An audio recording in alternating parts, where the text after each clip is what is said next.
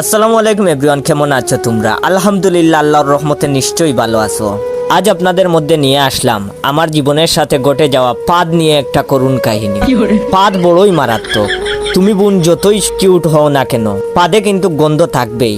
যতই দামি পারফিউম গায়ে ইউজ করো না কেন, পাদ আসলে সবার সামনে মারতে পারবেন না। তো একদিন টিকটক থেকে পরিচয় সুন্দরী নুসরাতের সাথে দেখা করতে যাই। চোখের চশমা, গায়ে দামি পারফিউম মেরে নায়ক ভাব নিয়ে গেলাম মেয়েটার সামনে যাওয়ার পর ওর রূপ দেখে তো আমি পুরাই পাগল। এত সুন্দর, ওর সুন্দরের কাছে সানি লিওন আপুও হার মানায়। যাই হোক, ফুল দিলাম, রোমান্টিক কথা বলতেছি। এমন সময় মেয়েটা দেখি মুখ দিয়ে কেমন করতেছে। আমি বললাম, ওগো কি হয়েছে তোমার? ও বলল, না কিছু না বলতেই করে দিল একটা পাদ।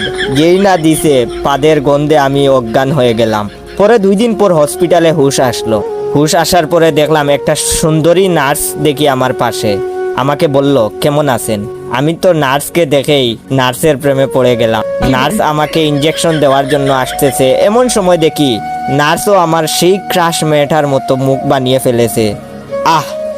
বজ্জাত বেডি বোমার মতো দিল একটা পাদ। পাদের আওয়াজ শুই না মনে হইছে বোম ফুটছে। আমি বয়ে হার্ট স্ট্রোক করলাম। এখন বর্তমানে কুমাতে আছি।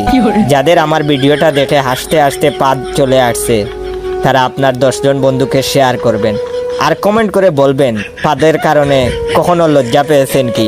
পাদ আসলে বড়ই মারাত্মক।